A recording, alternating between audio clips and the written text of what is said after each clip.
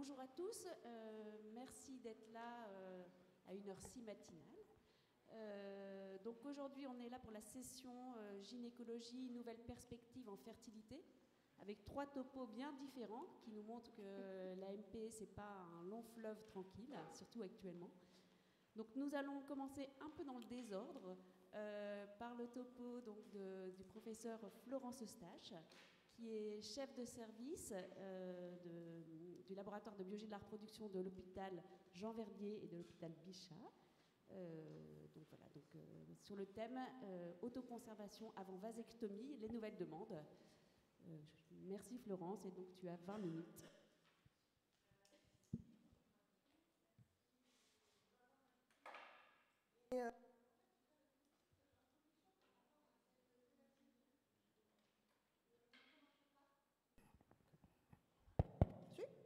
Il marche? Oula, ça y est, il marche.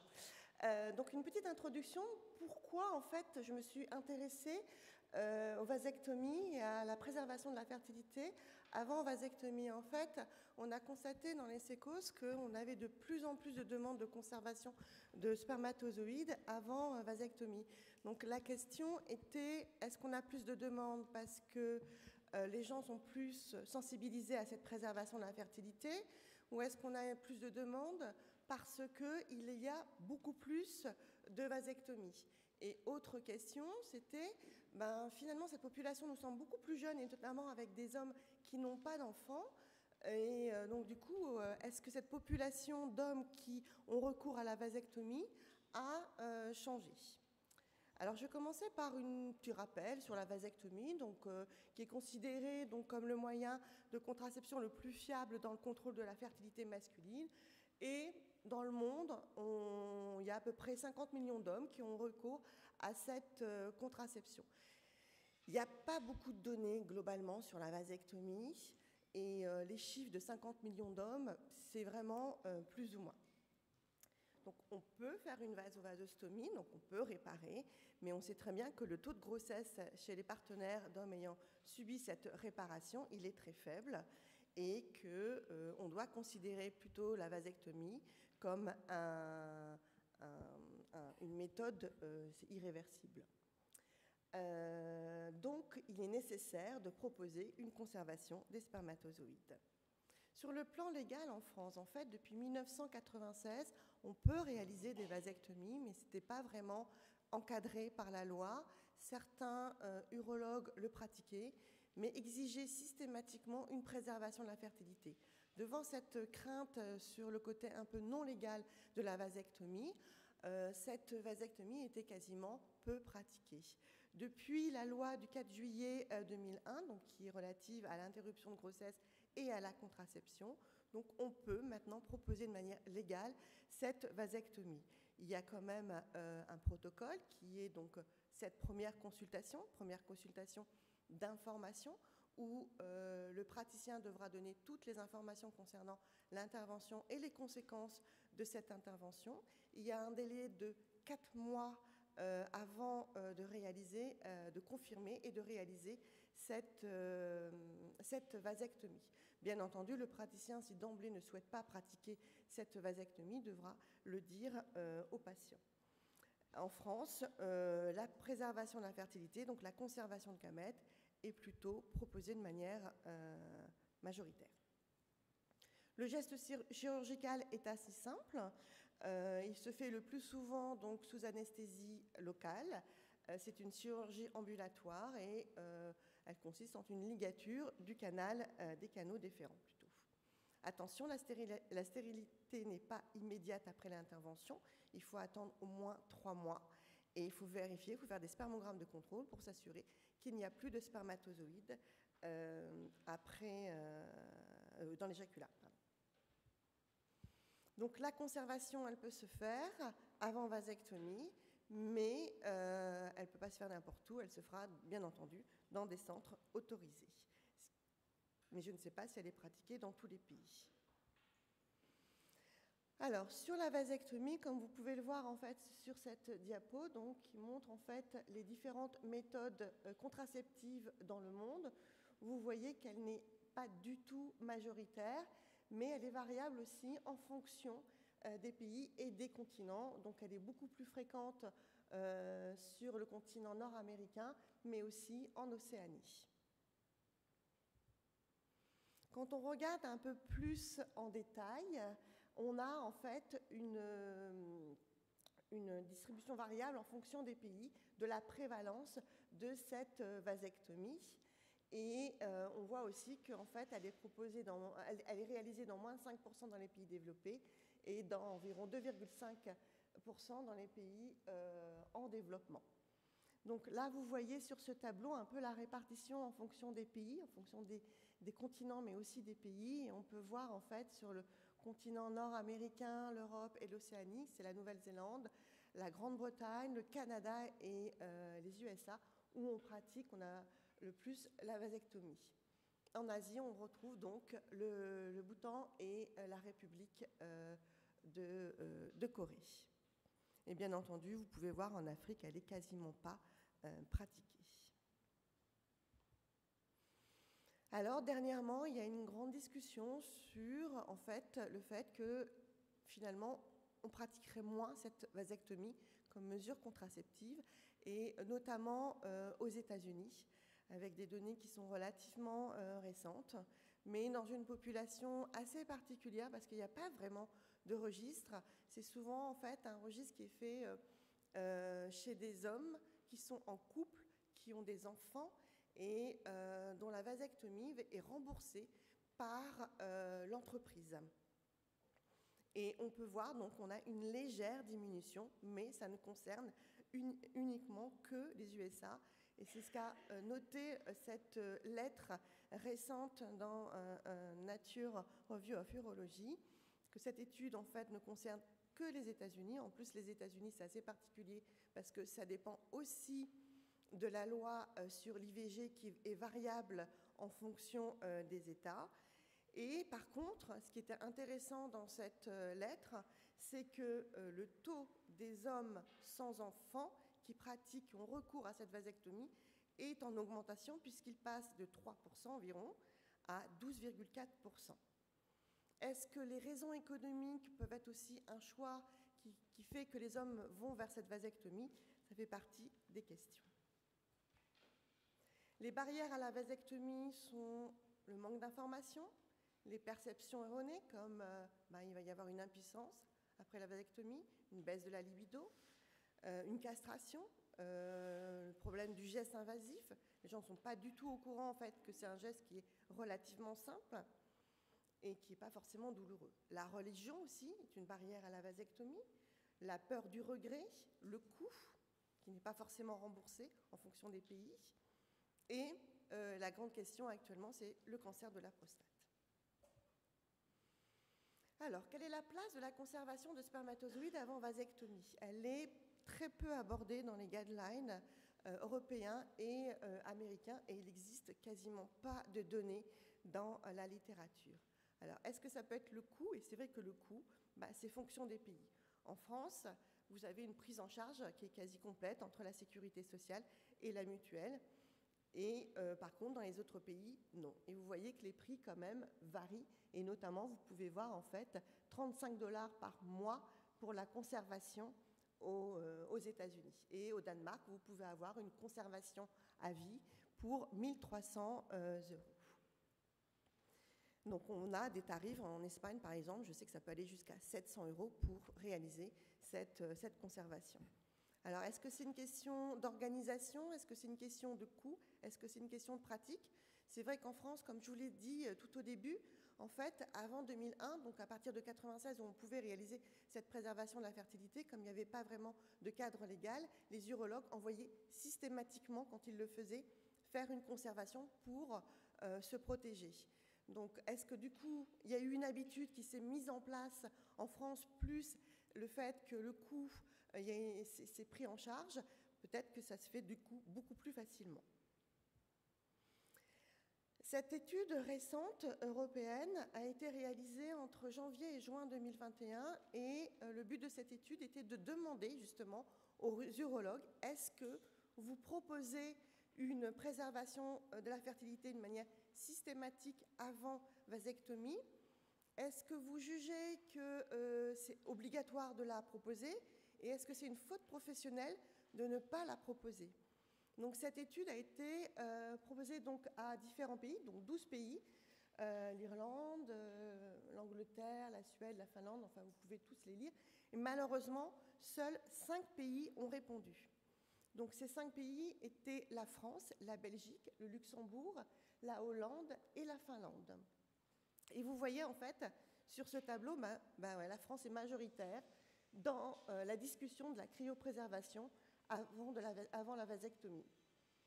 La France est en faveur de cette cryopréservation avant la vasectomie et considère que c'est une faute professionnelle de ne pas le proposer, alors que vous avez des chiffres qui sont complètement différents en Belgique, au Luxembourg et en Hollande qui n'informent pratiquement pas et qui ne pratiquent pratiquement pas cette conservation.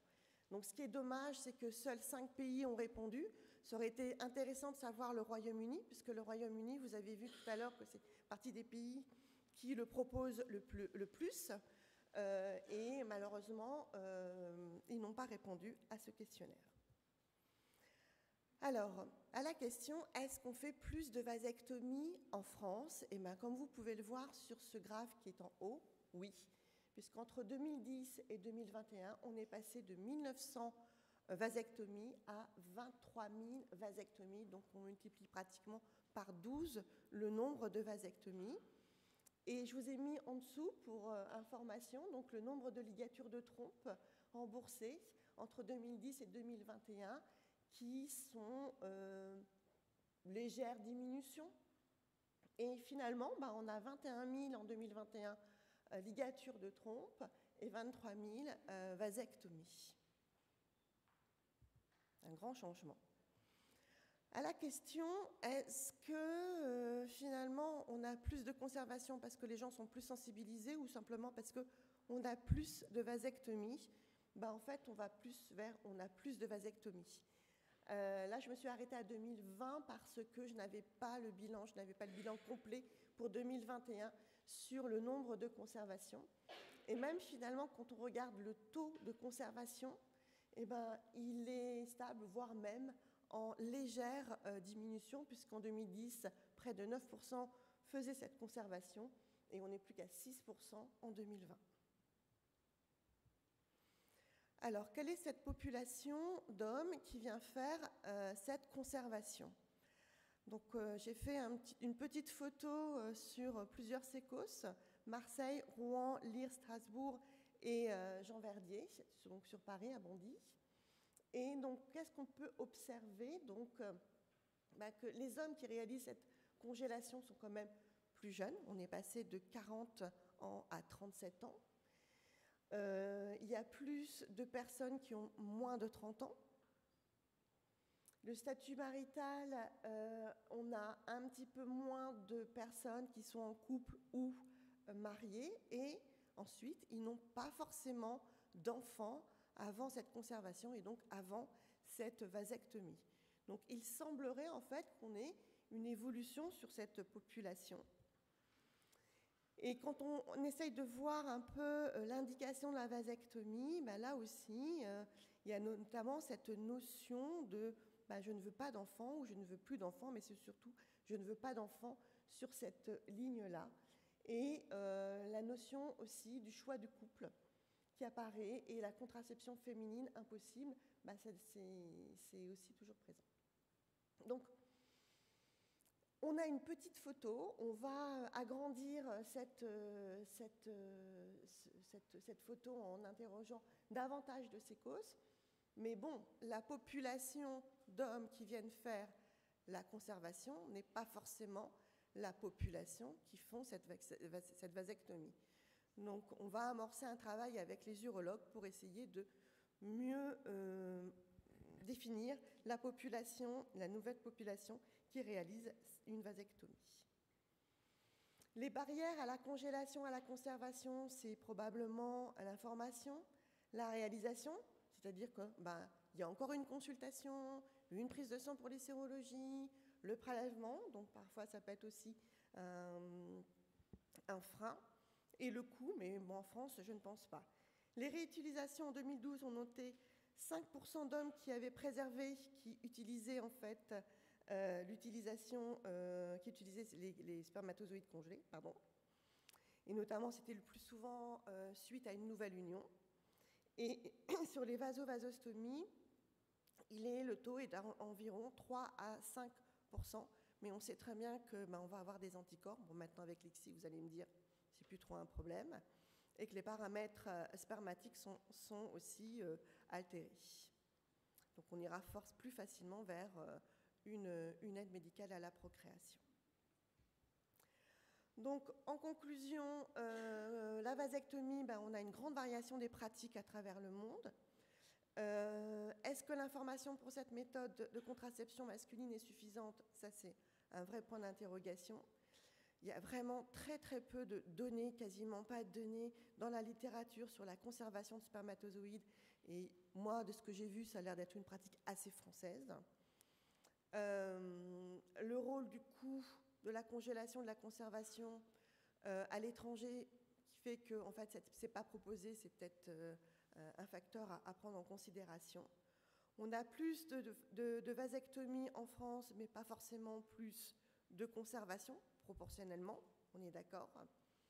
Et quand on regarde, c'est vrai qu'on a des hommes qui viennent conserver, qui sont plus jeunes, pas toujours en couple, et qui n'ont pas forcément d'enfants avant la congélation.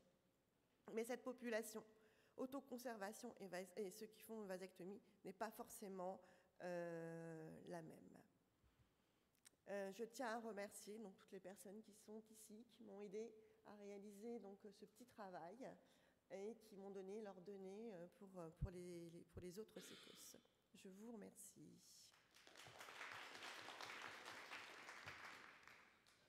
Merci beaucoup, Florence, pour ce topo qui est vraiment très explicatif sur l'explosion, comme on peut dire, des vasectomies. C'est vrai que nous, à Lille, on avait vu depuis 2 ans une augmentation, mais hyper significative, et on s'est dit, mais est-ce que c'est un phénomène régional?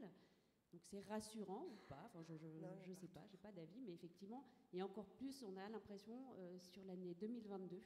Donc je pense que ce serait effectivement hyper intéressant de continuer le travail avec les données de 2022, parce qu'on a eu l'impression... Il faut le faire avec les urologues qui sont aussi intéressés de travailler là-dessus, donc il faut le faire en parallèle. Oui, tout à fait. Mais je vous laisse des questions.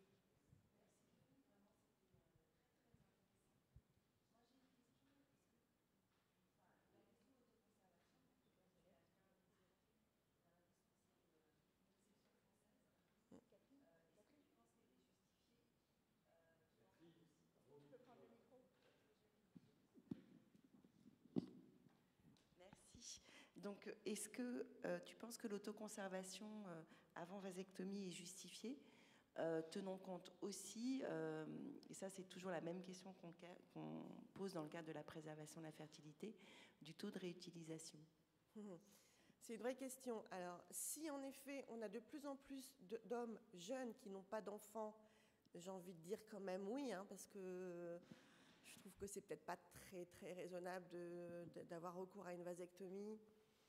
Alors qu'on n'a pas d'enfants, on n'est pas en couple, a priori, moi j'en ai vu plusieurs qui m'ont dit qu'ils ne souhaitaient pas d'enfants, vu le monde dans lequel on vivait. J'en ai vu plusieurs qui m'ont tenu ce discours-là. Je trouve que ce n'est pas très raisonnable de ne pas leur proposer de préservation de la fertilité. Est-ce qu'elle doit être systématique? Elle doit être proposée, est-ce qu'elle doit être forcément faite? Je ne sais pas. Après, je peux te raconter aussi une autre histoire d'un homme qui avait fait une vasectomie, qui avait 3 enfants, qui était très heureux, qui a préservé. Malheureusement, il a perdu toute sa famille dans un accident de voiture. Il a refait sa vie 5 ans après et il était bien content d'avoir ses spermatozoïdes. Mais ça va être des petites histoires comme ça. Le problème, c'est que est-ce que tu vas savoir forcément la personne qui va congeler? Exactement. Mais c'est compliqué. On manque de donneurs en France, alors vous me voyez venir. Est-ce qu'il y a une porosité, un passage possible des hommes qui ont donné pour eux-mêmes, qui finalement pourraient renoncer et donner ces spermatozoïdes pour le don? Oui. On les sensibilise toujours. Moi, tous les hommes à la vasectomie, en fait, je les sensibilise. Il y en a qui passent, il y en a qui le font. Il y en a qui passent, ouais. Et dans la nouvelle loi, il est possible de donner une partie de ces gamètes, donc on doit en conserver pour soi, et au cours de la conservation, d'en donner une partie. Donc c'est vrai que c'est une information qu'on donne en systématique, je pense, dans tous les centres au départ, pour effectivement les sensibiliser. Tout à fait.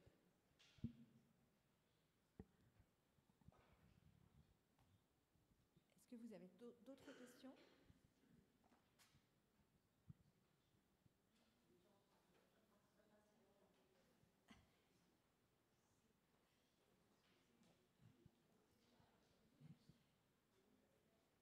Merci beaucoup, Florence. On va donner la parole maintenant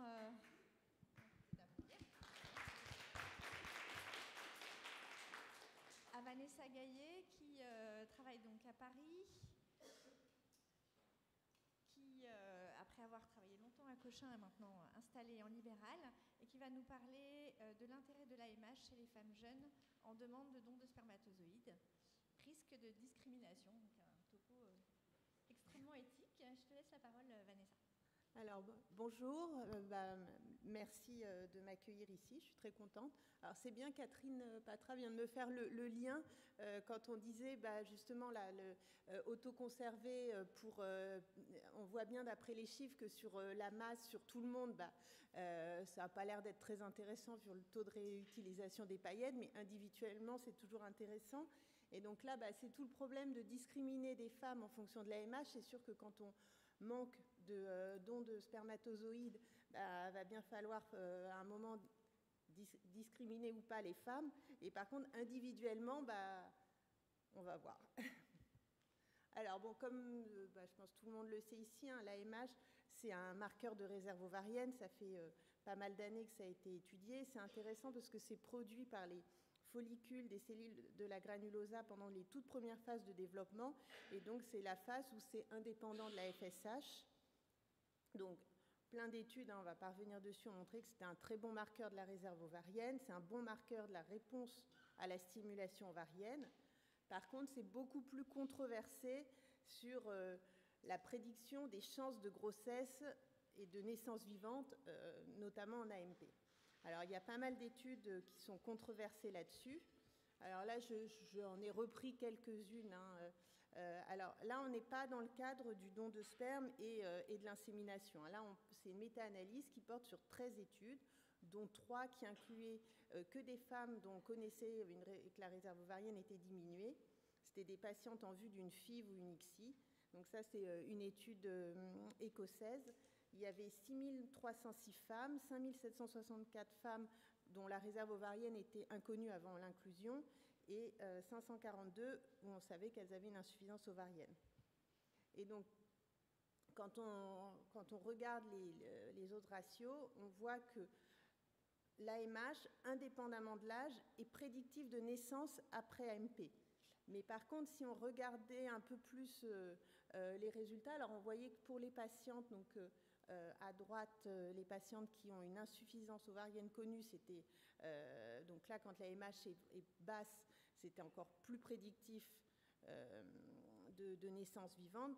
Mais par contre, en fait, ce que les auteurs expliquaient, c'est que on ne pouvait pas discriminer sur des autres ratios à 2. En fait, pour dire on refuse une patiente, il faut au moins que ce soit à 3, voire 4, mais à 2, c'est pas suffisant pour dire non, on ne va pas vous prendre parce que votre AMH est basse et c'est pas assez prédictif.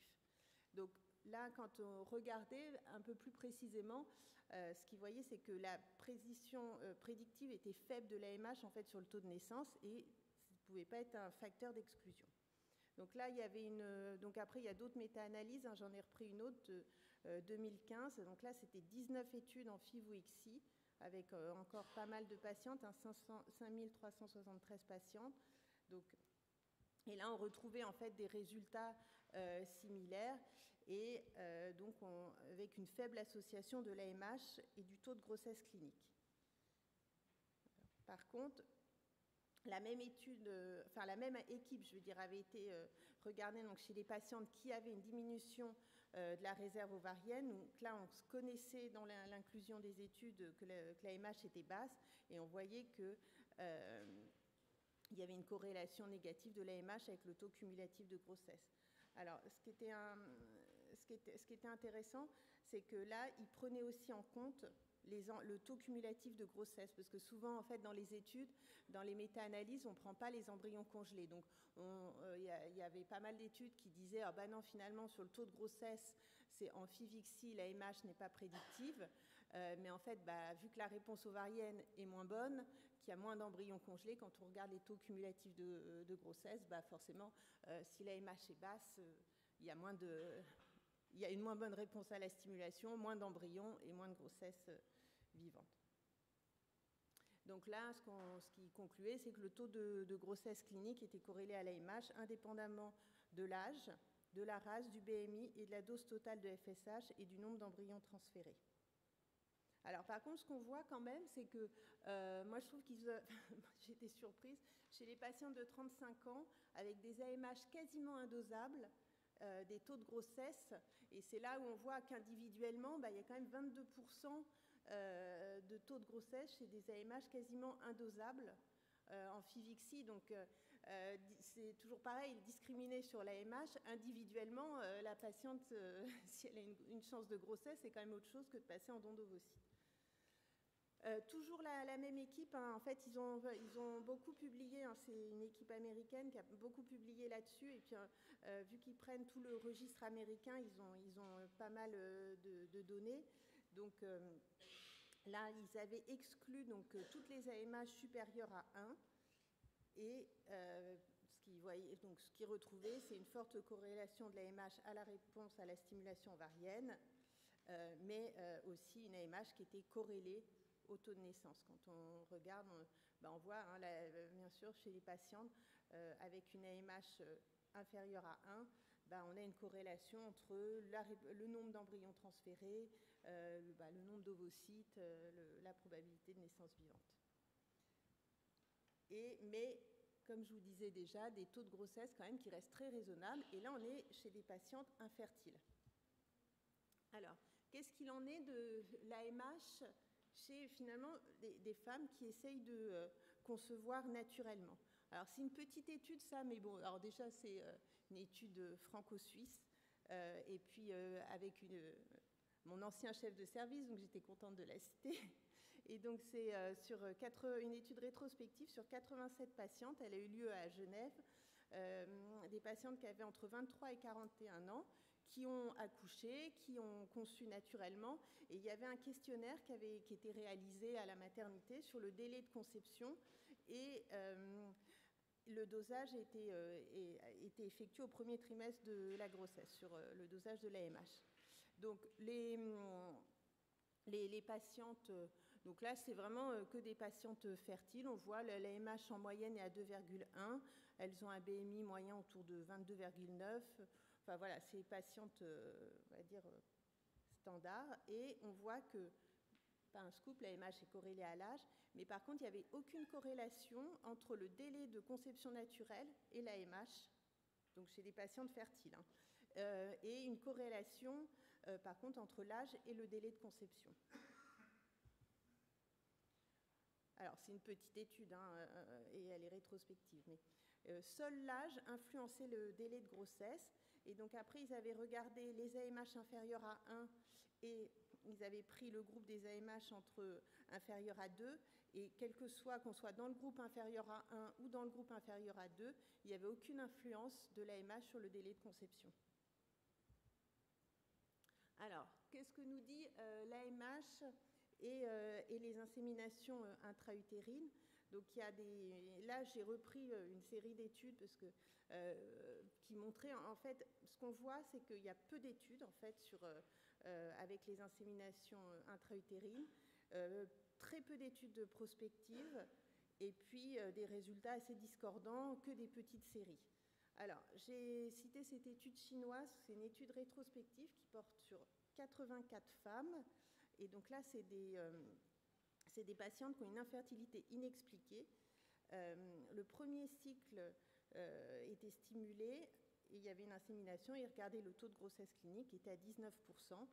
Et quand on regarde alors entre les patientes qui avaient une grossesse et celles qui n'avaient pas de grossesse, il n'y avait pas de différence dans la durée d'infertilité, dans l'âge, il n'y avait pas de différence de BMI, il n'y avait pas de différence sur le CFA et pas de différence significative de l'AMH entre les deux groupes de patientes.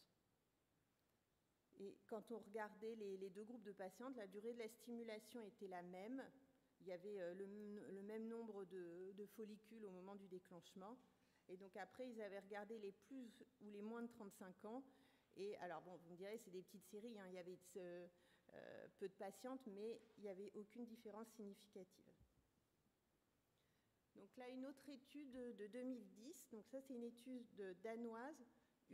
L'avantage, c'est qu'elle est randomisée. Bon, elle est multicentrique. Il y a 123 patientes.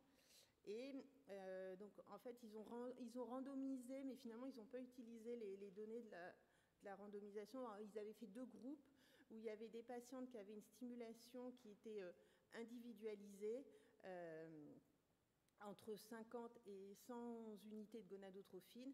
Et sinon, l'autre groupe, c'était une stimulation standard à 75 unités par jour. Donc, c'était des infertilités inexpliquées ou un facteur masculin léger. Donc, quand ils personnalisaient la stimulation, c'était en fonction du poids et du CFA au début. Mais l'AMH n'était pas prise en compte à ce stade. Et donc, ce qu'on voit, c'est que l'AMH, comme toujours, est corrélée à l'âge, au CFA, mais n'était pas corrélée à la réponse ovarienne. Finalement, dans les deux groupes, l'AMH était la même, qu'il y ait grossesse ou pas. Donc, il y avait un taux de grossesse qui était à 18%, enfin 18% de naissances vivantes sur les 110 inséminations réalisées, avec une AMH moyenne qui était à 1,5 nanogrammes et qui était en fait la même entre les patientes qui étaient enceintes et celles qui n'étaient pas enceintes, et identique chez les patientes avec des naissances vivantes. Donc on pouvait conclure que l'AMH n'était non prédictive du taux de grossesse et de naissance. Alors là, on était sur des infertilités. Qu'est-ce que nous dit donc le registre des IAD? Alors ça, c'est déjà les résultats en IAD ne sont pas les mêmes qu'en insémination. Donc ça, c'est un registre d'un centre privé anglais qui pratique des IAD. Donc c'était une analyse sur 8922 cycles sur 13 ans. Donc il y avait 45% de femmes seules, 43% de femmes homosexuelles et 12% de couples hétérosexuels. 795 naissances, ça faisait un taux d'accouchement par insémination, tout âge confondu, à 8,9%, et avec des taux cumulés sur 6 cycles, on voit que c'est vraiment très corrélé à l'âge. Donc 29% chez les patients de moins de 35 ans. Donc, ce qu'on voit, c'est qu'en IAD, c'est des données qui sont différentes des inséminations, où on voit que les résultats sont supérieurs. Et jusqu'à avant 40 ans, finalement, on a peu d'influence de l'âge. Là, c'est une étude qui est rétrospective française. Alors, c'était des patientes qui étaient plutôt en dessous de 38 ans, et on voyait qu'il n'y avait pas d'influence de l'âge de la patiente sur les résultats. Alors, je parle avant 38 ans, avec des taux de grossesse assez satisfaisants. Alors, ça, c'est une étude multicentrique qui est rétrospective sur 13 centres. Alors, c'est des centres IVI portugais et espagnols qui ont inclus 3807 patientes. Donc, il y avait ce que j'ai mis en haut, le don. Donc, le don, ça correspondait à 5318 patients. Et sinon, les autres, c'était intraconjugal. Et donc, les facteurs spermatiques entre le don et en intraconjugal, étaient similaires. Donc, ce qu'on peut voir, c'est que le raisonnement en IAD et en insémination est vraiment différent, puisque donc c'est tout ce qui est bleu, j'ai mis des étoiles au-dessus. On voit que en insémination, quel que soit l'âge, quand c'est en dehors du don, on n'a pas du tout les mêmes chiffres. Alors après, les 3 autres colonnes, il y a les patientes qui sont, donc le orange, vous avez les patientes Alors, que je me reprenne. Il y a les patientes qui sont en couple, enfin les lesbiennes, les femmes seules, et le don DHC, c'est le don au sein du couple hétérosexuel. Donc là, quelle que soit la catégorie, que ce soit les couples hétérosexuels, les femmes seules ou les femmes lesbiennes, comme on peut s'en douter, en IAD, les taux de grossesse sont similaires, il n'y a pas de différence significative. Par contre, avec les inséminations intraconjugales, hors don, on a des taux de grossesse beaucoup plus bas. Alors ça, c'est encore une autre étude chez des femmes jeunes, là, qui est une étude rétrospective. On a pris des patientes de moins de 35 ans avec des trompes normales, des concentrations spermatiques qui sont satisfaisantes le jour de l'insémination et qui ont inclus 3019 patientes. Et là, ce qu'on voit, c'est que quand on regarde chez les patientes, donc il y a deux groupes. Il y a des patientes avec une AMH à 1 inférieure à 1, donc 370 patientes, et la majorité des patientes avaient une AMH supérieure à 1. Et on n'a pas de différence significative après le premier cycle d'insémination. Donc là, on n'est pas en don, c'est toute insémination, mais chez des patients de moins de 35 ans, il n'y a pas de différence significative sur le taux de grossesse, le taux de grossesse biochimique, le taux de fausse couche, le taux de GU et le taux de naissance, que l'AMH soit inférieur à 1 ou supérieur à 1. Et quand on prenait le taux cumulatif de grossesse, alors ce qui est différent des taux cumulatifs de grossesse qu'on avait en fécondation in vitro tout à l'heure, et bien là, finalement, il n'y a pas de différence après 7 cycles d'insémination entre les patientes qui ont une AMH inférieure à 1 ou supérieure à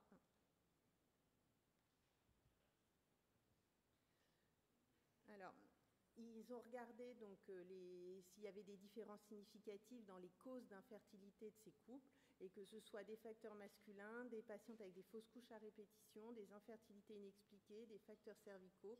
On n'avait pas de différence dans les deux groupes. Alors après, ils ont différencié en fonction du type de préparation. Donc il y avait 1709 patients qui avaient eu une stimulation ovarienne avec des gonadotrophines, ça représentait 56% des patientes. Et là, il y avait une légère différence significative sur le taux de grossesse, mais pas d'impact sur le taux de naissance vivante en fonction du groupe de l'AMH. Donc ensuite, ils ont regardé avec le létrozole, le citrate de clomifène, et pareil, on n'avait pas de différence significative. Et il y avait 381 patientes qui étaient en cycle naturel, et pareil, pas de différence significative en fonction du taux d'AMH sur les taux de naissance. Donc en fait, ce qu'on voit, c'est que sur les inséminations, finalement, l'AMH ne semble pas être discriminatif sur le taux de grossesse, et ça, que ce soit aussi bien sur le don que sur les patientes sur l'intraconjugal. Alors, ça, c'est la seule étude que j'ai retrouvée vraiment qui concernait donc le don. Donc une étude rétrospective sur 139 patientes non infertiles avec 348 inséminations. C'est une étude espagnole. Il y avait 250 cycles stimulés et 98 cycles naturels, avec un taux moyen d'insémination de 2,5 par patiente, à un rang de 1 à 7. Donc 26,6% de grossesse après la première insémination, un taux de grossesse clinique de 14,1% par cycle. Et donc quand on regarde donc les résultats entre les patientes enceintes ou non enceintes, on voit qu'il n'y a pas de différence significative. Il n'y avait pas de corrélation entre l'AMH et le taux de grossesse. Un âge un peu plus élevé chez les patientes qui n'étaient pas enceintes, mais c'était pas significatif, mais bon, c'était quand même à 0,26, enfin, on voyait quand même une différence. Et par contre, une augmentation des chances de grossesse en cycle stimulé. Donc après ajustement des autres facteurs pour le premier cycle, l'âge était le seul facteur prédictif du taux de grossesse, et l'AMH et l'utilisation de gonadotrophine n'étaient pas prédictifs du taux de grossesse quand on ajustait les facteurs. Donc l'AMH n'est pas associé au taux de grossesse chez des patientes en don. Et là encore, on n'a pas pris les patientes de moins de 35 ans. Donc le message, hein, c'est de dire que l'AMH, en particulier chez les femmes jeunes dont la fertilité n'est pas connue, parce que c'est ça qui est quand même particulier pour ces patientes qu'on voit arriver en nom de sperme, n'est pas prédictif du taux de grossesse et ne doit pas être un facteur d'exclusion avant un don de spermatozoïdes. Alors après, la question, c'est est-ce qu'on va jusqu'au bout? Est-ce qu'on la dose encore? Parce qu'on n'arrête pas de... Enfin, c'est-à-dire que... Bon, là, je pense que j'ai essayé de convaincre, mais ce n'est pas un scoop. Les gens qui ont l'habitude de travailler en PMA ont bien constaté que, oui, voilà, l'AMH chez les femmes jeunes et dont on ne connaît pas la fertilité, on voit tous arriver, surtout maintenant avec les dosages d'AMH, là c'est les histoires de chasse, mais on voit tous arriver des femmes avec des AMH catastrophiques et puis complètement paniquées et qui sont enceintes spontanément 2 mois après. Maintenant, est-ce qu'il faut continuer est-ce qu'on est capable actuellement, parce que c'est vrai qu'on fait tous on va tous faire le même constat, mais on fait tous le même bilan. Enfin, est-ce qu'on est capable de dire à ces femmes, non, on ne dose pas l'AMH, on s'en fiche, et puis on voit après. Et là, je laisse la question ouverte, parce que moi, je sais que spécialement, je me dis, ça ne sert à rien, mais quand je vois une femme arriver et qui me dit, je veux entamer un parcours, je suis la première à prescrire, je reconnais, donc je ne sais pas. Voilà. Merci en tout cas.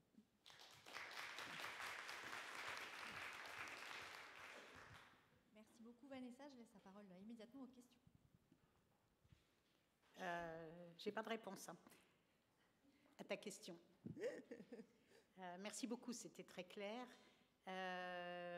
J'ai plutôt une question un peu ringarde, c'est-à-dire, est-ce que tu ne penses pas qu'il y a encore une certaine valeur à évaluer le rapport FSH-estradiol et le rapport FSH-LH? L'AMH, à mon avis, garde un intérêt dans le bilan, non pas du tout pour prédire les chances de grossesse, comme tu le dis, mais pour essayer de voir comment on va amener une femme à l'ovulation pour une insémination. Et dans les AMH très élevés, on va être beaucoup plus prudent. Mais en fait, le compte folliculaire est probablement ce qu'il y a de plus intéressant à faire. Et c'est vrai qu'il en est de même, à mon avis, d'où ma question, pour les rapports entre les deux gonadotrophines qui peuvent induire des comportements stratégiques un petit peu différents. Mais par rapport au succès, je crois qu'on est tous d'accord maintenant, ça ne sert à rien et qu'il faut peut-être avoir le courage d'arrêter. Oui, c'est ça. Après, il faut un moment de dire, voilà, on ne va pas le prendre en compte et on arrête.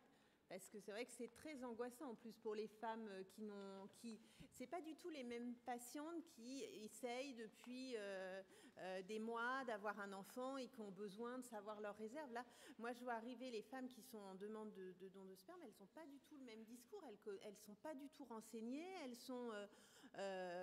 et puis alors, si on leur annonce un mauvais résultat, pour elles n'ont pas de problème, ce qui est normal, donc c'est vrai que c'est pas, je pense que c'est vraiment différent cette prise en charge de patientes. Oui, et quelle est ton attitude? Parce qu'on voit aussi pas mal de femmes qui viennent dans le cadre de la préservation de la fertilité et qui sont adressées parce qu'elles disent, voilà, j'ai une AMH qui baisse. Et c'est l'argument pour faire l'ABF.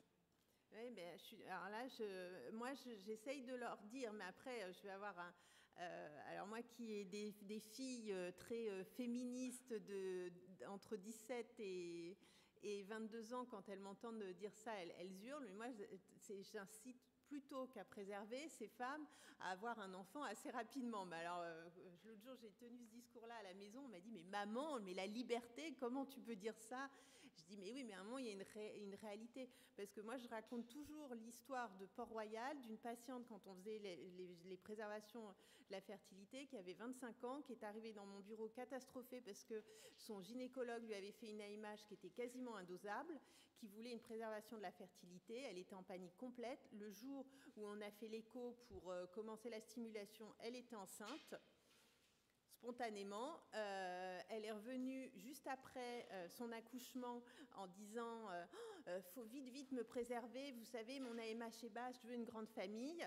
De nouveau, le jour où on a voulu la stimuler, elle était juste à son retour de couche, elle avait une deuxième grossesse et elle m'a refait le coup pour le troisième et de nouveau elle était enceinte. Donc elle a fait 3 enfants en 4 ans, coup sur coup, donc une fertilité indéniable et à chaque fois on a fait les diagnostics. Donc je pense que si on l'avait préservée, on n'aurait pas eu grand-chose. On serait retrouvé avec 3 ovocytes. Alors, après, je sais que c'est pas il y a celles qui peuvent pas, mais moi, je pense qu'il faut suivre l'AMH quand même, parce que ce qu'on voit, il y a quand même les patientes qui vont arriver avec des AMH très basses, et puis qui vont avoir une AMH à 1, je vais dire une bêtise, hein, mais à 25 ans, et qui vont, on les revoit 1 an après, elles ont une AMH à 0,2, et celles-ci, je pense qu'il faut vite les préserver, parce que... Et puis, il y en a, elles ont des AMH basses, mais moi, je vois sur des patientes que je suis qui n'ont pas voulu faire de préservation et qui n'ont pas forcément de désir d'enfant, mais qui aiment bien être renseignées, finalement, elles gardent leur AMH basse, mais constante, et je pense que celle-ci, finalement, je ne suis pas sûre que c'est un grand impact sur leur fertilité, mais voilà.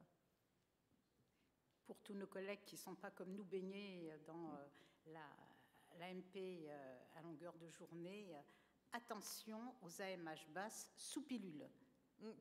Et ça, il faut savoir résister à la pression dont tu parlais il y a quelques minutes. C'est vraiment fondamental. On a des AMH basses, il n'y a pas énormément d'études sur la question, mais si vraiment on veut les rasséréner et qu'elles ne lâchent pas le morceau pour la préservation, je pense qu'il faut recontrôler hors pilule. Bon, de temps en temps, il y a une grossesse intercurrente, donc ça fausse les résultats. En fait, c'est comme dans les hypo, les AMH, les fausses AMH bases des hypo, en fait. On en a quand même quelques-unes. Voilà. Mais je pense qu'on peut peut-être, sans s'exciter comme ça, quand elles sont jeunes, je ne suis pas sûre qu'on soit 1 an près pour les préserver et peut-être essayer de suivre un peu et de les rassurer quand même. Oui, moi je pense que sur l'AMH, il y a 2 points importants. Le premier, c'est effectivement les conditions du dosage. On voit beaucoup d'AMH qui remontent à des taux normaux quand on s'éloigne de la pilule. Hein. C'est pas des histoires de chasse, on le voit tout le temps. Donc il faut faire extrêmement attention à la façon dont on rend un résultat, la façon dont il a été prélevé, à quel moment, sous quel traitement, etc. Donc ça, c'est vraiment fondamental dans le discours. Et moi, je ne serais pas pour supprimer totalement l'AMH parce que je pense que l'AMH, elle a un intérêt stratégique. C'est-à-dire qu'on ne va peut-être pas faire autant d'insémination chez une patiente dont l'âge commence à augmenter ou voilà. Il y a peut-être un calcul stratégique ouais, mais à faire. quand tu regardes les taux en cycle stimulé, c'est là où moi ça m'a interrogée quand même en faisant ce travail de biblio, c'est quand on regarde les taux cumulés de grossesse sur les cycles, finalement en taux cumulatif on n'a pas de différence. Donc est-ce que justement la patiente avec la MH basse chez la femme jeune, hein, je ne parle pas de celle qui a 40 ans, est-ce qu'on ne va pas passer trop vite au bout de 3 inséminations à la FIV où finalement elle va mal répondre parce qu'elle n'a pas...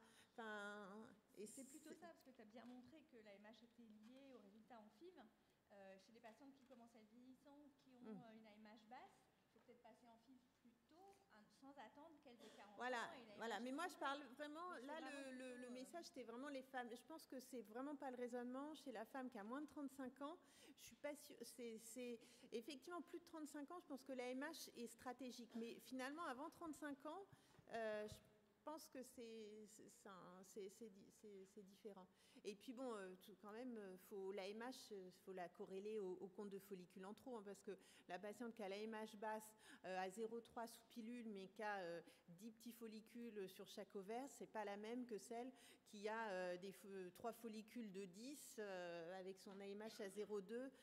Elle, on se dit que c'est pas que la pilule, quoi. Oui, et puis aussi le fait que ce sont des femmes qui, bien souvent, n'ont jamais été exposées à la grossesse. Donc, effectivement, comme tu disais, c'est qu'on peut prendre ça aussi en compte. C'est ça. Leur parcours précédent, si elles n'ont jamais tenté leur chance. Bonjour. Alors, on remet en question l'AMH chez les femmes jeunes. J'ai quelques cheveux blancs. Est-ce qu'il y aurait de nouveau une place pour l'inhibine B dont on parlait beaucoup avant que l'AMH arrive dans nos pratiques? Alors, Pas à ma connaissance, en tout cas. Moi, je pense que c'est vraiment la place du compte de follicule en trop. Enfin, pour moi, plus. Et comme le disait Sylvie Epelboin, effectivement, le rapport FSH sur LH, le profil ovarien, en fait, de comment fonctionne l'ovaire normalement. Mais sur l'inhibine, je crois pas. En tout cas, toutes les études récentes ne prennent plus en cause l'inhibine. Donc, il faudrait peut-être refaire de nouvelles études, mais voilà.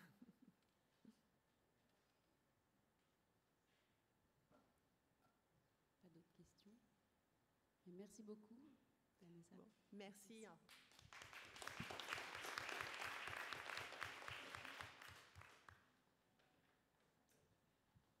Donc, on va passer donc maintenant au troisième topo de ce début de matinée. Donc, le professeur Catherine Patra, qui est médecin biologiste, chef de service du laboratoire de biologie de la reproduction de l'hôpital Cochin à Paris. Donc, sur le topo intitulé « Virus et fertilité ». Merci, Catherine. Merci, Bérangère. Je voulais aussi remercier Sylvie de m'avoir invitée au nom de la FFER. Et c'est toujours bien agréable d'être ici entre collègues pour pouvoir échanger. Donc, virus et fertilité. Alors, virus, je pense que c'est quand même un sujet d'actualité dont on se serait, hélas, bien passé. Donc, on évolue dans un contexte mondial qui est marqué quand même par une succession d'épidémies depuis 1981, avec l'émergence du VIH. Et juste à titre indicatif, même si on va se focaliser aujourd'hui sur la fertilité féminine, il y a 27 virus qui sont identifiés dans le sperme à ce jour. Alors la question là, de la fertilité chez une femme infectée par un virus, je pense, pose deux questions.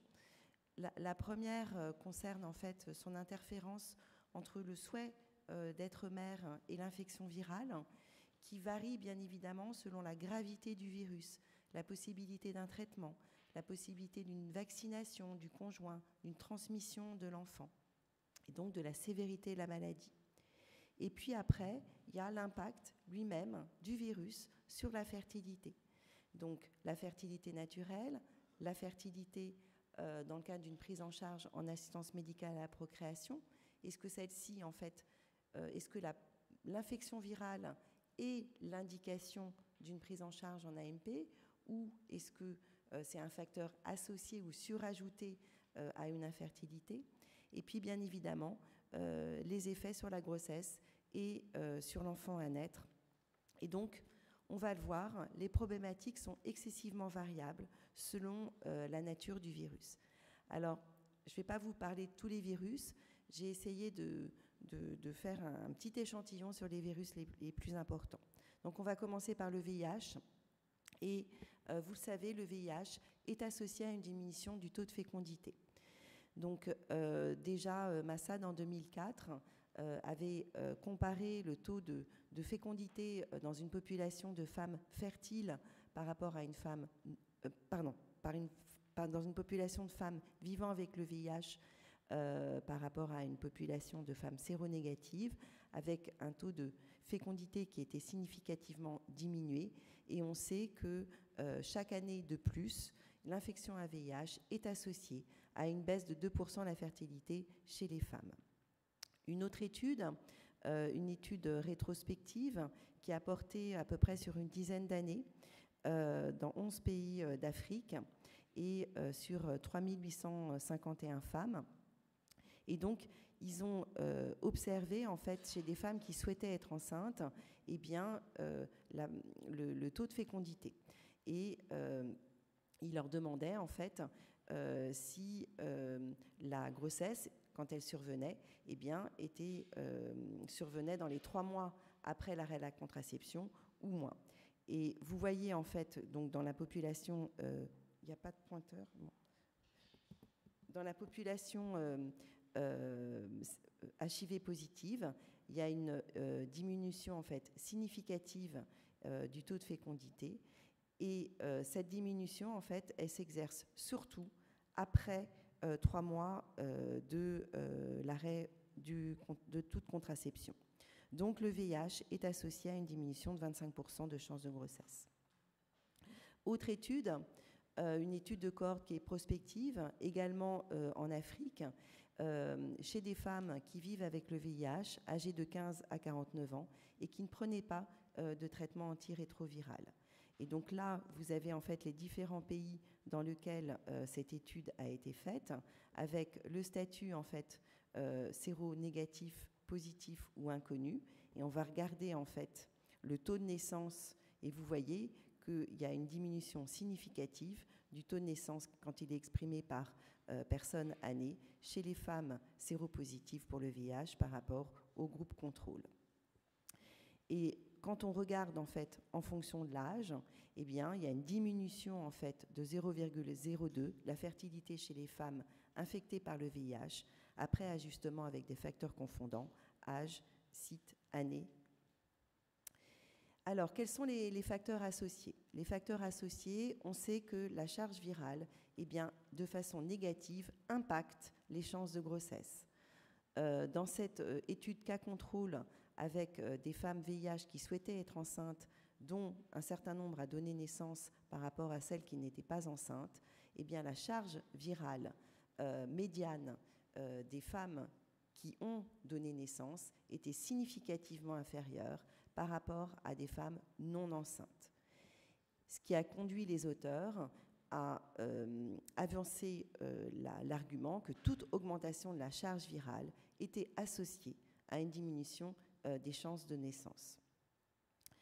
Dans une autre étude longitudinale sur plus de 10 ans, un suivi donc de 2414 femmes, le taux de naissance, on l'a vu là, des femmes VIH+, était significativement diminué par rapport au groupe contrôle. Et les facteurs associés étaient là le taux de CD4, à savoir que un meilleur taux de CD4 était associé de façon positive à des chances de naissance, mais pas le traitement et la nature du type de traitement antirétroviral. Alors, comment le VIH pourrait interférer avec la fertilité chez la femme? Certains ont avancé un argument qui consiste à dire qu'il y a une modification en fait, de la flore vaginale chez les femmes qui vivent avec le VIH. La question en fait, d'une dysfonction ovarienne se pose avec un âge potentiellement plus précoce de la ménopause. Et quant aux résultats, et je rebondis là sur le topo de Vanessa, donc sur la réserve ovarienne, on va le voir telle qu'elle a été exprimée, et là encore, on va avoir l'AMH. Eh bien, les résultats sont contradictoires, avec des études sur la FSH ou l'estradiol qui montrent aucune différence en ce qui concerne le taux de FSH à J3 entre les femmes infectées par le VIH et le groupe contrôle. Et en ce qui concerne l'estradiol, pas de différence dans ces deux études. Et là, dans l'étude de Bichat, pilotée par Sylvie, une diminution significative, une augmentation significative du taux d'estradiol à J3. Alors l'AMH et le CFA, donc là vous avez en fait les différentes études avec l'origine des pays, donc France, États-Unis, et là je ne me souviens plus où c'était, bon, bref, peu importe, qui a comparé le CFA et le taux d'AMH chez des femmes vivant avec le VIH par rapport au groupe contrôle. Alors, ce qu'il faut retenir, c'est que les résultats, en fait, sur les CFA, quand ils ont été comparés, montraient en fait une diminution du CFA chez les femmes infectées par le VIH par rapport au groupe contrôle. Quant à l'AMH, dans la majorité des études, eh bien, on retrouvait un taux d'AMH qui était significativement plus bas chez les femmes VIH+, par rapport au groupe contrôle, que ce soit par exemple dans l'étude de Sefer, de Janine Hall, de Pietro Santulli. Les facteurs prédictifs du taux d'AMH chez les femmes VIH+, Weissman, en 2018, a retrouvé uniquement l'âge en facteur significativement associé. Et Pietro Santulli, en 2016, a montré en fait que les facteurs associés à cette diminution du taux d'AMH chez les femmes VIH étaient l'âge, le BMI, le taux de CD4 et, là encore, la charge virale. Et quand on regarde dans cette étude rétrospective qui a porté sur 80 femmes, dont 56, dont 24 étaient VIH+, et appariés au groupe contrôle selon l'âge, bien là encore, on a retrouvé une diminution significative du taux d'AMH chez les femmes VIH+, par rapport au groupe contrôle.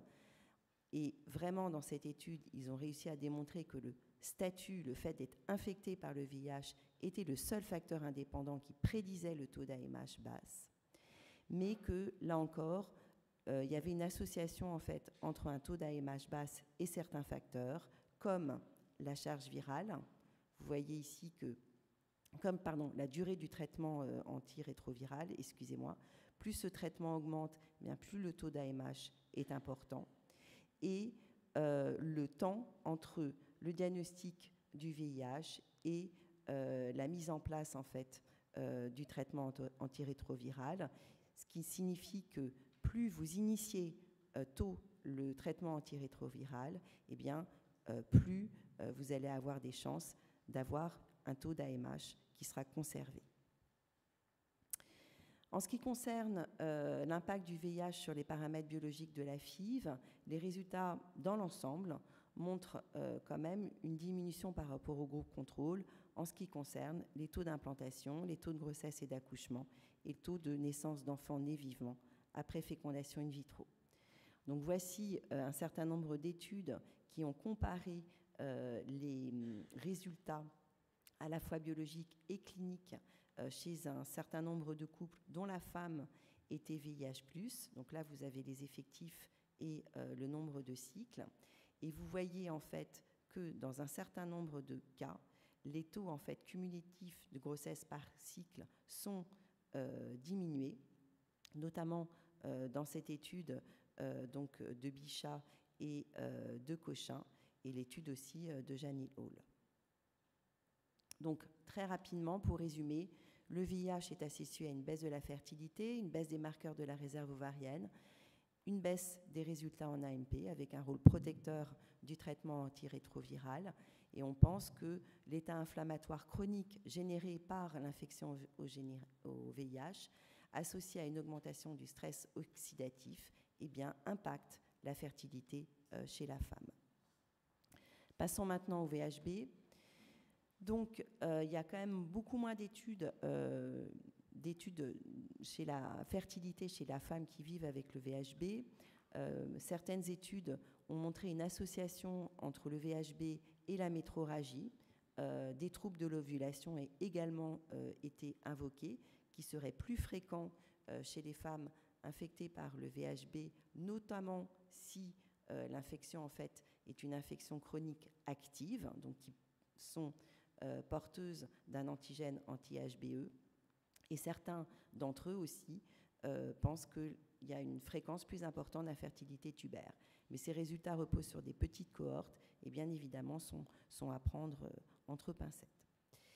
Les paramètres biologiques de la réserve ovarienne sont identiques à ceux d'une population témoin séronégative. En ce qui concerne les impacts sur les résultats en fécondation in vitro et ICSI pour des causes d'infertilité, eh bien, dans la majorité des cas, il n'y a pas d'effet de la stimulation ovarienne et des résultats de FIV chez les femmes qui sont porteuses du virus de l'hépatite B. Vous avez l'étude de Lee en 2010, dans une population de 131 femmes comparée à 1545, et vous voyez que ça soit les paramètres de la stimulation, la concentration d'estradiol le jour du déclenchement de l'ovulation, le nombre d'ovocytes recueillis, d'embryons, de taux de grossesse, il n'y a pas de différence significative. Il n'y a qu'une seule étude qui avait montré qu'il y aurait un taux d'embryons top, c'est-à-dire qui ont des chances plus élevées de donner une naissance vivante qui serait significativement inférieure par rapport au groupe témoin, 22,4 versus 31,6%, mais sans différence sur le taux de clinique. Donc là, vous avez, pour corroborer en fait ces résultats, une étude rétrospective qui a porté chez des femmes de plus de 38 ans et qui avaient un recours à un premier cycle de fécondation in vitro avec ou sans micro-injection pour une cause d'infertilité. Et quand on va un petit peu plus loin et qu'on essaye de voir si il y a le statut de l'infection au VHB, mais il y a aussi le fait que c'est peut être une hépatite chronique active ou pas, donc présence ou pas du marqueur de l'antigène anti-HBE, ben vous voyez en fait que les paramètres biologiques dont on a parlé, le taux d'ovocytes, le taux de fécondation, le type d'embryon, tout ce qui est paramètres cliniques en termes de taux de grossesse, taux d'implantation, taux de fausse couche, etc., ne sont pas significativement différents entre les femmes infectées par le VHB, que l'hépatite soit chronique active ou non, et le groupe contrôle. Et dans cette méta-analyse, qui regroupe selon les paramètres étudiés un certain nombre d'études, eh bien, il n'y a pas d'impact de l'infection au VHB sur le nombre d'ovocytes recueillis, le nombre d'ovocytes fécondés, le nombre de top embryons, le taux d'implantation et le taux de grossesse. En revanche, le VHB est associé de façon significative à plus de complications pendant la grossesse.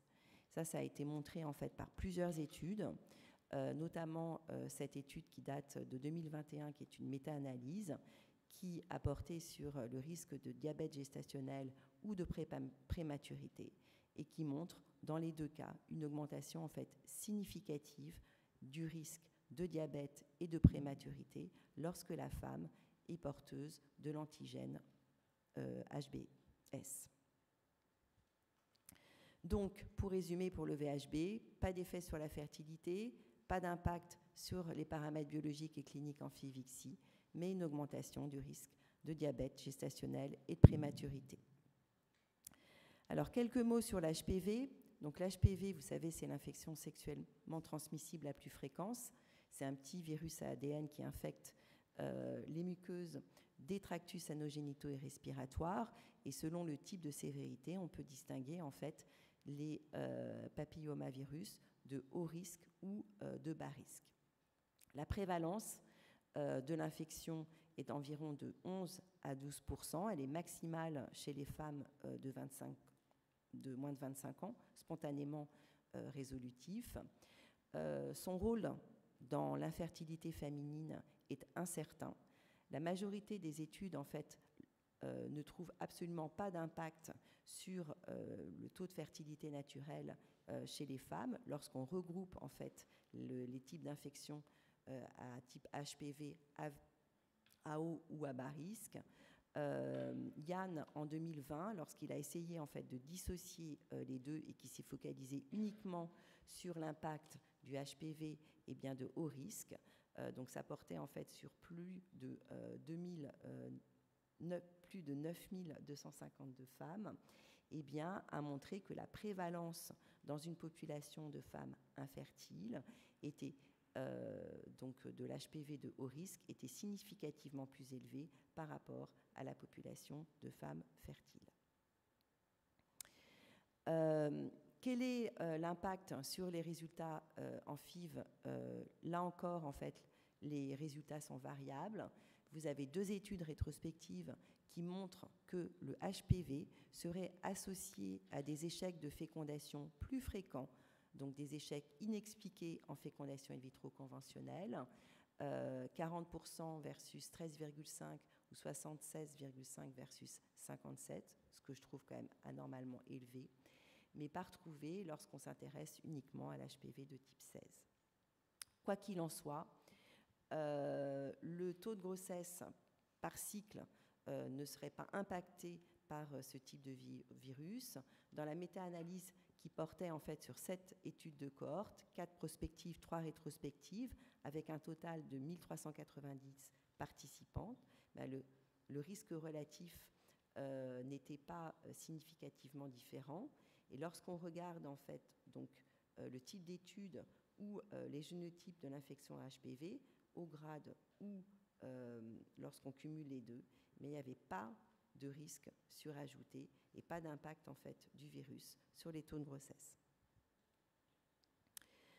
Enfin, sur le taux de fausse couche spontanée, les résultats, là encore, sont excessivement discordants dans les données de la littérature. Lorsqu'on regarde en fait l'HPV dans son ensemble, a priori, il n'y a pas plus de fausses couches.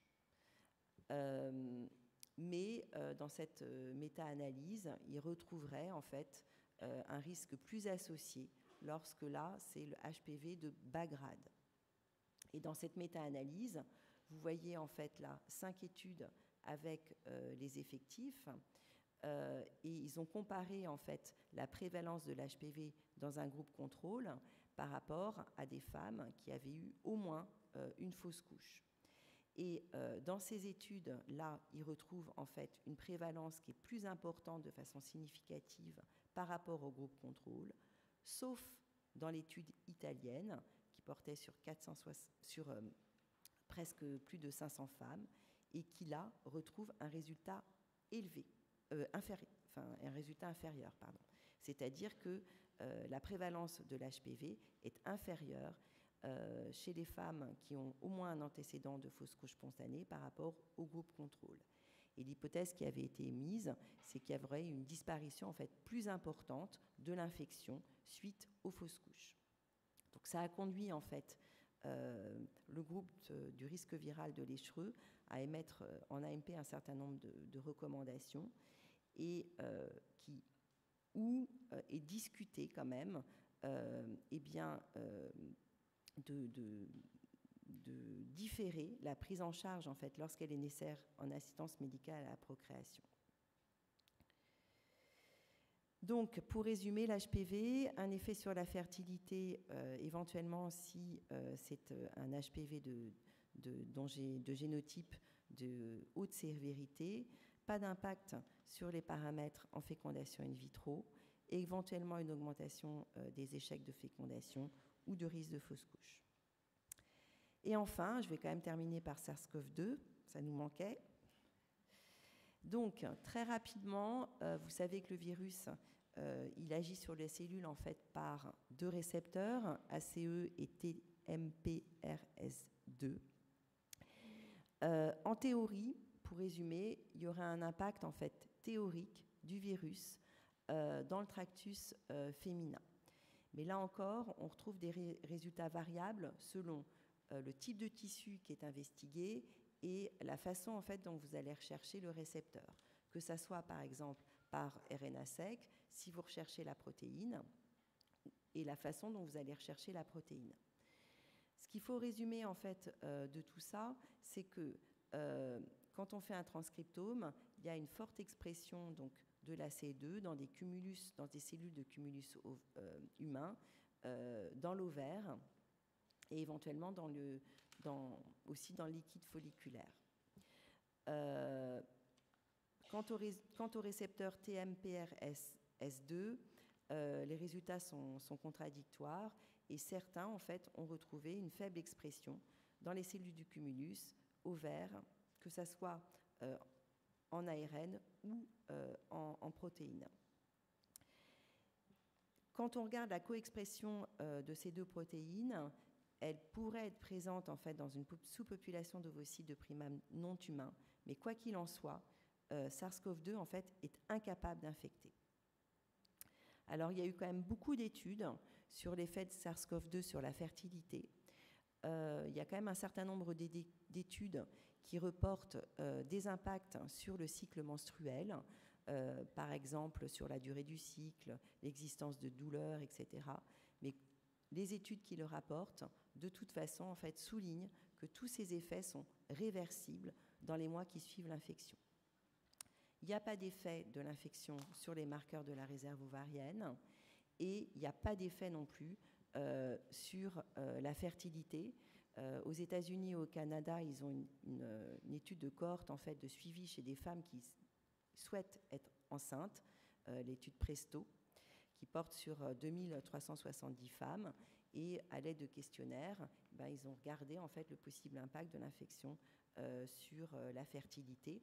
Et vous voyez en fait qu'il n'y a pas de différence significative sur la probabilité de grossesse chez les femmes en fait, qui ont été infectées par rapport à celles qui ne l'ont pas été. En ce qui concerne la prise en charge en AMP, vous avez là un certain nombre en fait, d'études, soit des études de cohorte rétrospectives ou des études observationnelles qui ont comparé les résultats de prise en charge en fécondation in vitro, que ce soit des paramètres biologiques ou cliniques, chez les femmes qui avaient rapporté une infection, mais parfois l'infection, ça pouvait dater d'1 an. Quoi qu'il en soit, toutes les études montrent vraiment et soulignent l'absence d'effet de l'infection à SARS-CoV-2 sur les paramètres en fécondation in vitro, qu'ils soient cliniques ou biologiques. En revanche, ce qui a vraiment impacté là, c'est le shutdown, c'est-à-dire un impact vraiment sur les taux de naissance. Et le fait d'avoir arrêté toute prise en charge, eh bien, toute déprogrammation en fait, du soin non urgent, avec un arrêt des prises en charge des centres d'AMP, a de façon significative impacté en fait, les taux de naissance. Et donc là, ils ont regardé, et vous voyez en fait que le confinement dure 1 mois, 3 mois ou 6 mois. Il y avait une diminution en fait de 0,3%, 0,8% et 1,6% des chances de taux cumulatif de naissance après fécondation in vitro. Donc, pour conclure, l'impact du virus sur la fertilité varie selon la nature du virus. La prise en charge en assistance médicale à la procréation dépend bien évidemment que l'épidémie soit aiguë ou chronique, que le risque soit identifié ou non, la sévérité de la maladie et de possibilité de traitement. Quoi qu'il en soit, on engage notre responsabilité. Il faut tenir compte bien évidemment dans le cas d'un processus d'AMP, du risque pour l'enfant à naître et également pour les autres patients. Voilà, je vous remercie.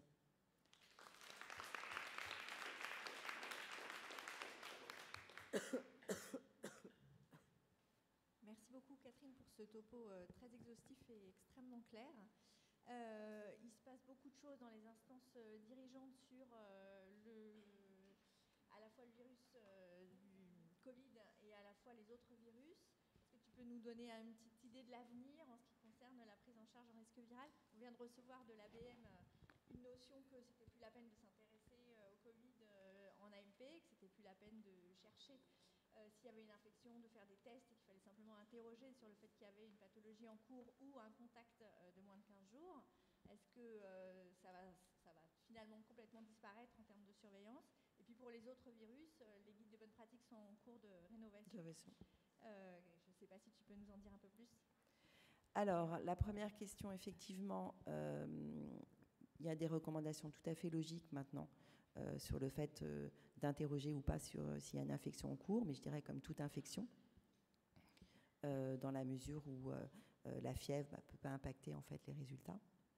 Ce n'est pas la même problématique chez l'homme, en revanche, parce qu'il y a quand même des résultats, mais sans qu'on sache éventuellement la cause parfois en fait d'une baisse des paramètres spermatiques, mais qui est liée en fait à l'état fébrile et l'état fiévreux.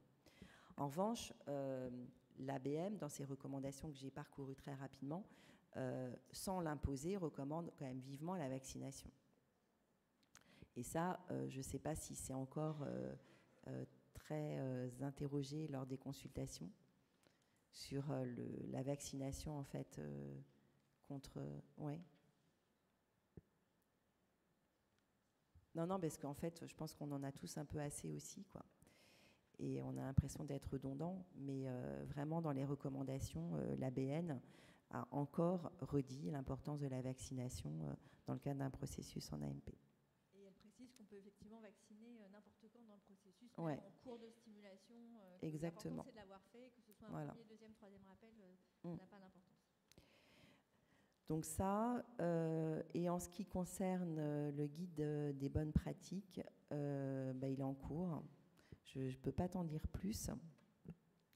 De toute façon, en fait, il y a des circuits qui sont séparés, hein, qui vont rester. Pardon ? Ben, le traitement d'un sperme par le VHB, il est quand même... voilà. Pardon ? Voilà. On verra quand ça sera paru et quand ça sera acté.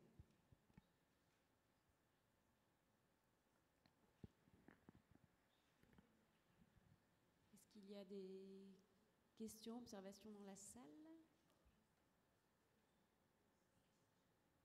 C'était très clair. Est-ce que tu sais comment les filières virales sont prises en charge dans les autres pays ? Puisque nous, on a un fonctionnement extrêmement normé avec des laboratoires séparés, ou en tout cas des périodes de temps séparées.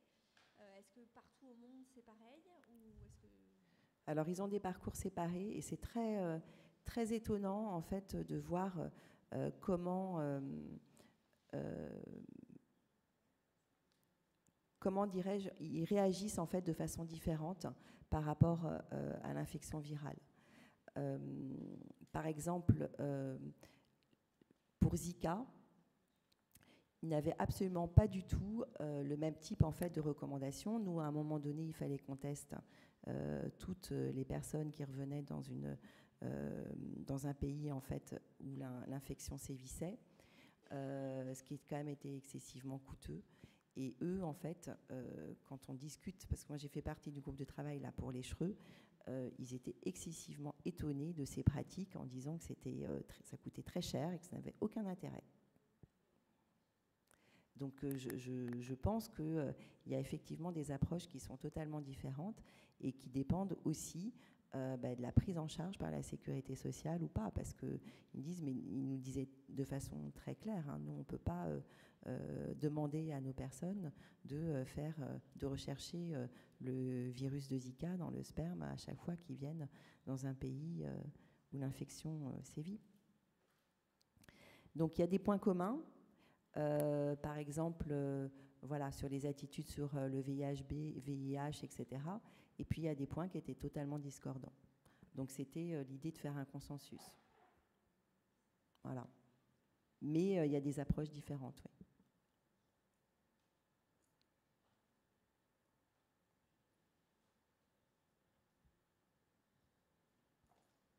Merci beaucoup.